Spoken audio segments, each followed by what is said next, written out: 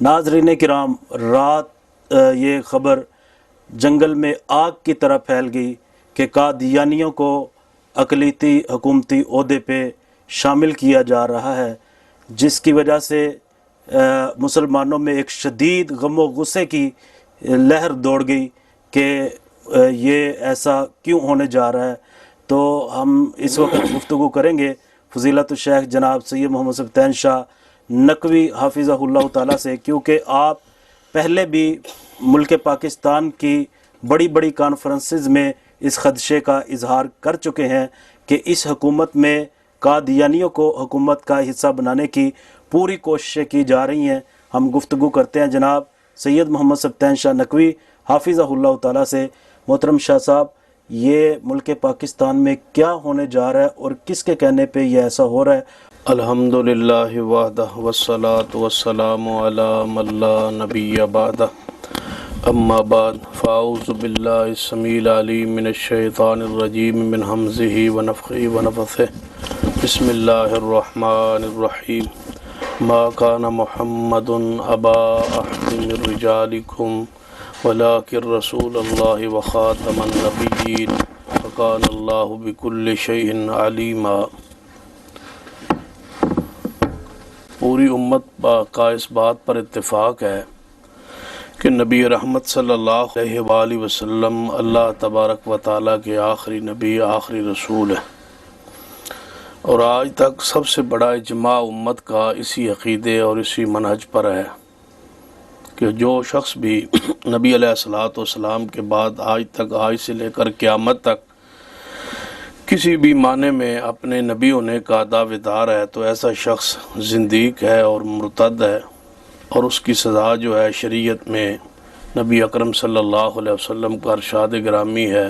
کہ من بدل دینہ فاقتلوہ، جو شخص اپنا دین بدل دے اس کو قتل کر دو۔ اس لحاظ سے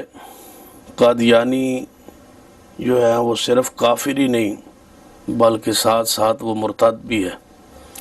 اور پاکستان میں سب سے پہلے بفضل اللہ تعالی میں نے ہی تقاریر میں اس آواز کو بلند کیا تھا کہ مرزائی جو ہے وہ صرف کافر نہیں بلکہ مرتد ہیں، اور ان کی سزا جو ہے وہ واجب القتل ہے۔ اسلامی حکومت کی یہ ذمہ داری ہے کہ ان پر شرعی سزا لاگو کرے، لیکن یہاں معاملہ الٹ ہو گیا ہے۔ رات سے جب سے یہ بات سنی ہے تو انتہائی پریشان کن معاملہ ہے، اور ہمارے لیے یہ تاریخ پاکستان میں سیاہ ترین یہ دن اس حوالے سے یاد رکھا جائے گا۔ جس طرح 7 ستمبر 1974 پاکستان کی تاریخ کا ایک روشن ترین دن تھا، جس دن مرزائیت کو کافر تسلیم کیا گیا، پاکستان کے آئین میں اور قانون میں اعلان کیا گیا، تو آج پھر اس خدشات کا میں کافی دفعہ اظہار کر چکا ہوں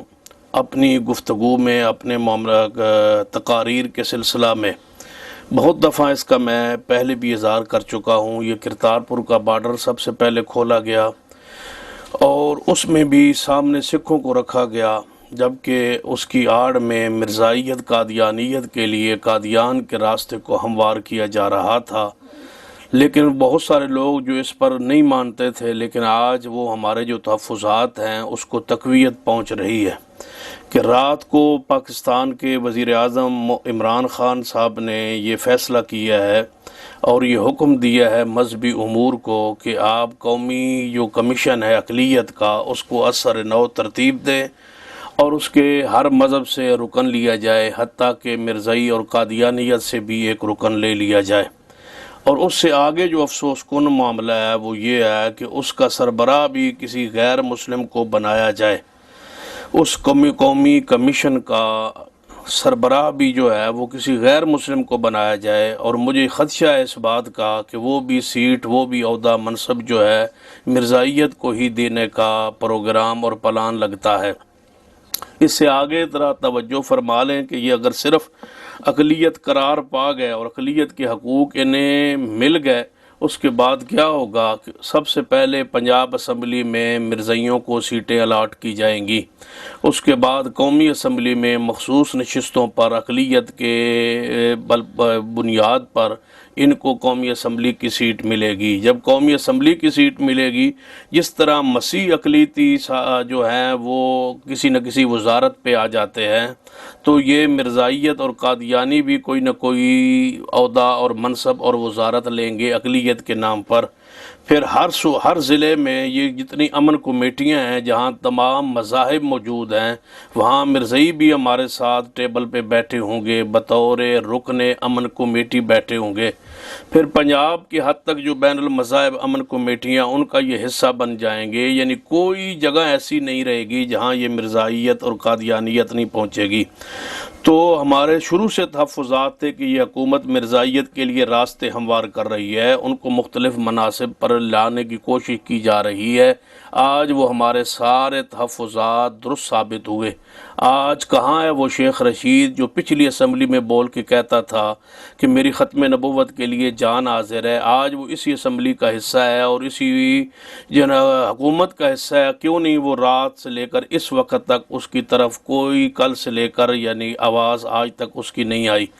میں گزارش کروں گا محترم نور الحق قادری صاحب کو جو وزیر مذہبی امور ہیں کہ کہاں ہے وہ آپ کی محبت رسول، وہ نبی علیہ السلام کے ساتھ عقیدت، وہ پیار، وہ آپ کا ادب و احترام؟ استعفیٰ دیجیے، اس حکومت کی جان چھڑائیے اور اس حکومت سے الگ ہو جائیے اور عقیدہ ختم نبوت کے لیے اپنی جان، اپنا ایمان، اپنا سب کچھ جو ہے اس پر اپنے ایمان کا مظاہرہ کیجیے اور اپنا سب کچھ قربان کر دیجیے، ورنہ قیامت والے دن اگر تم نے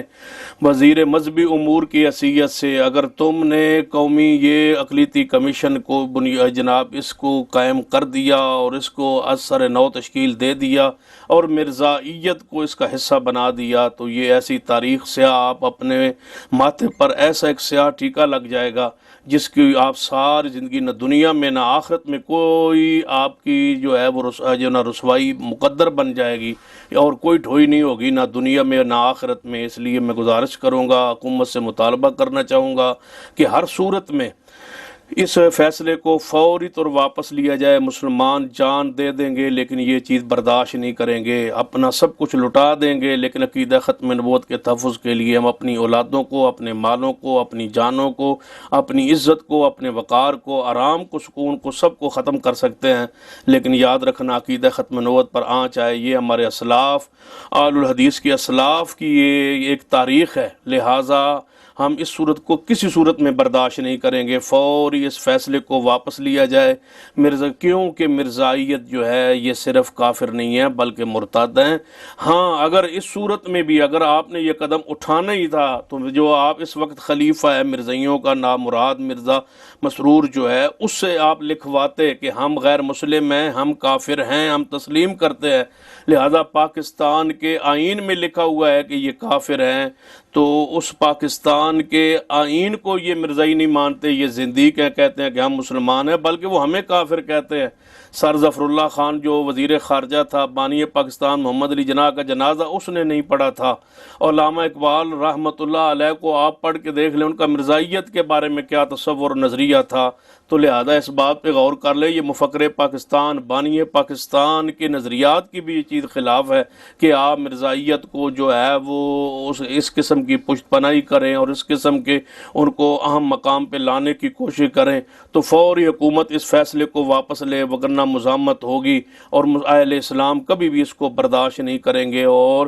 اس کرونا کے وبا میں جب پوری دنیا لاک ڈاؤن کا حصہ ہے، کیا مجبوری ہے کہ اس لاک ڈاؤن کے اندر مساجد کو بند کر کے، خطبات کو بند کر کے؟ میں سمجھتا ہوں یہ ساری سازش ہی اسی بنیاد پر ہو رہی تھی کہ یہ علماء مساجد مدارس سے دور ہو جائیں تاکہ احتجاج نہ ہو سکے اور مرزائیت کا راستہ جو ہے ہموار کر دیا جائے۔ کیا مجبوری تھی لاک ڈاؤن کی حالت میں ایک نیا قدم اٹھانے کی اور اتنا بڑا قدم اٹھانے کی، اور اسلام اور دین اور شریعت کے خلاف اور پاکستان کے آئین کے خلاف، جو پاکستان کے آئین کو وہ مرزائی نہیں مانتے اس کے خلاف اتنا بڑا آپ نے قدم اٹھایا ہے۔ یہ آپ کا قدم پاکستان کے آئین کے خلاف ہے، اسلام کے خلاف ہے، دین کے خلاف ہے، شریعت کے خلاف ہے۔ ہم اس فیصلے کو نہیں مانتے اور انشاءاللہ اس پر پوری مزاحمت کریں گے، چاہے ہماری اس پر جان لگ جائے۔ تو اہل اسلام کو چاہیے کہ اس پر اپنی غیرت کا، قوت کا مظاہرہ کریں اور عوام